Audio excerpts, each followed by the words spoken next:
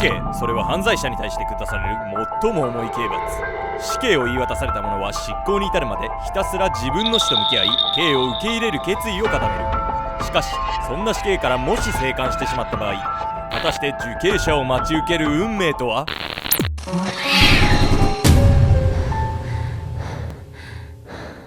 はい、どうもアルコメントリーのケンちゃんです。どうもヤミコです。あんた合わせるのやめなさいよ。いつも気になるのよ。なんかこれでちょこってやってんのすごい気になるのよ。というわけで皆さん、今回は死刑から生還シリーズ。何シリーズなのこれ。世の中にはね、なんとね、死刑判決を受けて死刑が執行されたにもかかわらず、なんとその死刑から生き延びてしまった男たちがいるんです。本日はね、そんなね、死刑から生き延びてしまった3人の男たちをご紹介したいと思います。いいそれ、今後一切やらないです。農村地域で発生した一揆をきっかけに死刑にされたこの男。果たして彼はいかにして死刑から生還したのか。生き返った死刑囚。今からおよそ150年前、日本の死刑制度の歴史上最も衝撃的な事件が起こったんです。その事件の名前は赤鉄剣死刑囚蘇生事件。名前からして興味のそそられるこの事件なんですが、一体どんな事件だったのでしょうか。この事件の主人公は現在の愛媛県付近松山藩の農民だった田中藤作という男。事件は1871年明治政府から発せられた神仏分離令という神道と仏教という2つの信仰を区別しようという政令により、この地域で信仰されていた神仏集合の祠をみだらなものとして廃絶する政策が打ち出されたことから始まったんです。これまでの慣習を大きく否定するかのようなこの政令に加えて、松山藩で知事を務めていた松平一重が免職となったことに対して住民たちは強く反発し、8月15日に政令と藩知事免職の撤回を要求する熊山久米騒動という一揆が生じたんです。この騒動は久米軍を中心に3000人もの参加者を動員し、当初は反対意思を示すことが目的だったものが次第に暴徒化してしまい、軍役所に人々が乱入し、租税事務所が放火されるという事件が起きてしまったんです。その後、松山藩は兵士を派遣し、8月18日に一揆を武力鎮圧。そして松山藩は廃藩置県により松山県となり、同年11月には合併再編により赤鉄県に改称され、騒動は完全に沈静化したんです。しかし当時まだ31歳だった田中藤作は一揆の際に放火したとして死刑を言い渡されてしまうんです。そして1872年11月28日、現在の愛媛県松山市藤原町の時計場で死刑が執行されました。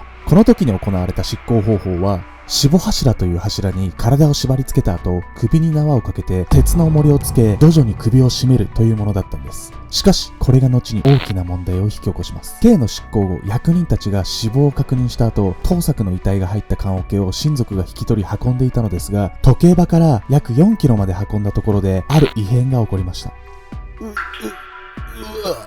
どこからかうめき声がしたんです。しかし、周りを見渡しても誰も見当たりません。まさかと思いつつ、棺桶の蓋を開けた親族たち。なんと、そこには目を見開いてうめく藤作の姿が。死んだはずの藤作が息を吹き返していたんです。その後、藤作は村に生きて戻ってきたんですが、対処に困った村人たちは、赤鉄県の長州課に蘇生の事実を届け出て、今後の指示を仰ぎました。これ以前、江戸時代の死刑は死刑囚の体を破壊するものが多く、生き返るという前例がなかったため、県では処刑を担当した役人3人の身体伺いとともに対処方法の指示を仰いだんです。結果、中央政府から届いた返事はこのようなものでした。すでに功罪処刑後蘇生す、また論ずべきなし、直ちに本籍に編入すべし。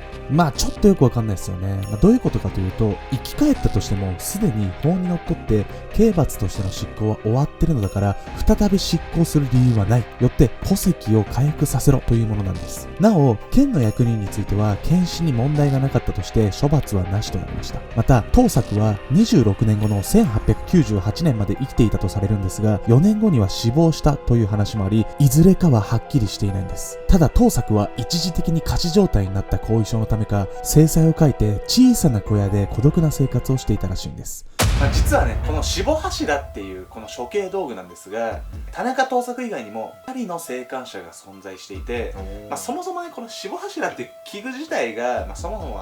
適してないんじゃない、続いて2人目はですね、違法薬物を密売して死刑判決を受けてしまったアリレザ M という人をご紹介したいと思います。確実なし。イラン北部ボノードにて違法薬物密売の罪で死刑を言い渡された男、アリレザ M。彼は総重量1キロの違法薬物を運んでいたとして2010年に逮捕されました。イランをはじめ中東地域では違法薬物の密売を重罪とする風潮が強いため、アリレザは死刑を言い渡されてしまったんです。そして逮捕から3年後、2013年10月9日、アリレザの死刑が執行されます。イラン北東部のボシュヌルド監獄にて、クレーンにかかった首吊り縄に12分間もの間吊るされて刑は完了したんです。その後、アリレザは安置所に運ばれて一昼夜後、医師の死亡鑑定を受けて正式に死亡が確認されました。そしてその翌日、ボシュヌルドの遺体安置所にアリレザの親戚が遺体を引き取りにやってきます。遺体を確認し始める親族、上に被せられていた布をめくったその時、彼らの目に衝撃の光景が映ります。なんと、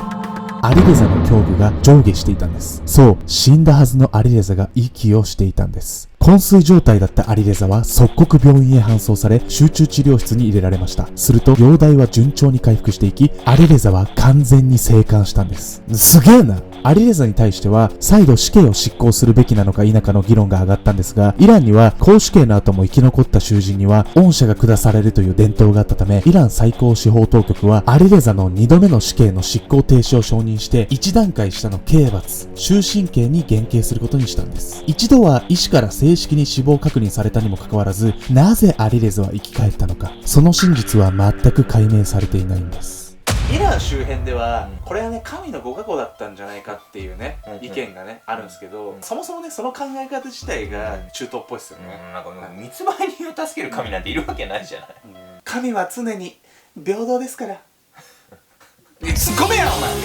ツッコめよお前、やらしといて。最後にご紹介する3人目はですね、なんと3度も死刑台に登ったのになぜか生き返るもう不死身の男と言っても過言ではないです。ジョン・リーというね、男をね、ご紹介していきたいと思い。不死身の男。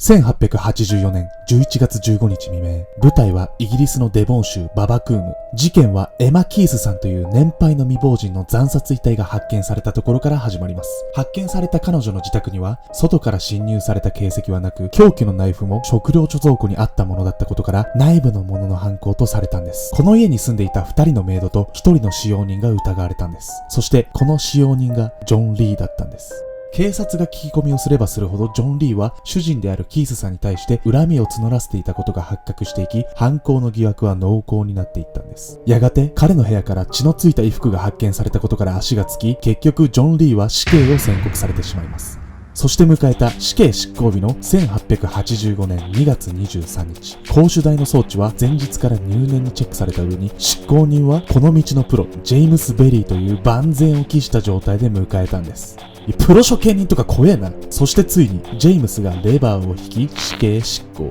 したかに思えたんですが、どういうわけか落とし戸が開かなかったんです。この事態に慌てたジェイムスはレバーを何度も動かしたり、さらには足で直接落とし戸を踏みつけて無理やりこじ開けようとしたんですが、びくともしなかったんです。仕方なく仕切り直しとなり、リーを一回台から下ろして確認のために再度レバーを引いてみると、なぜかちゃんと開きました。開くんかいと落ち着きを取り戻したジェームス。次こそはちゃんとやるぞとリーを再び台に乗せて、今度は思い切りレバーを引いたんです。すると次はレバーが曲がってしまい、落とし戸はまたしても開かなかったんです。あれおかしいなとまたしても失敗し、慌てるジェームスに向けられる看守たちの冷めた目線。それに気づいてか気づかずか、ジェームスはリーを一旦官房に戻して装置の総点検を始めたんです。しかし故障はどこにも見つからず、開かない理由がありませんでした。そこで3度目の正直、リーを再び台に乗せて、どうか開いてくださいとジェームスは天に祈りながらレバーを引きました。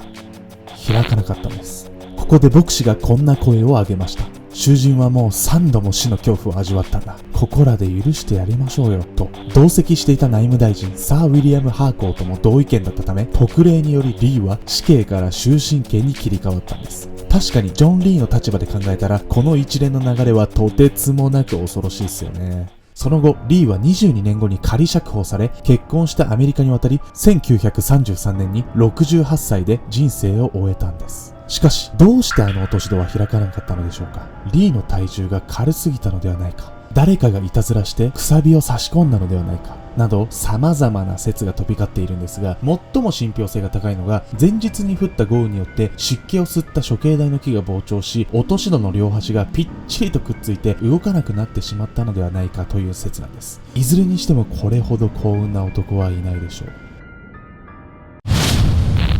世界で最も若くして出産した少女を知っているだろうか。その子の名はリナ・メディナ。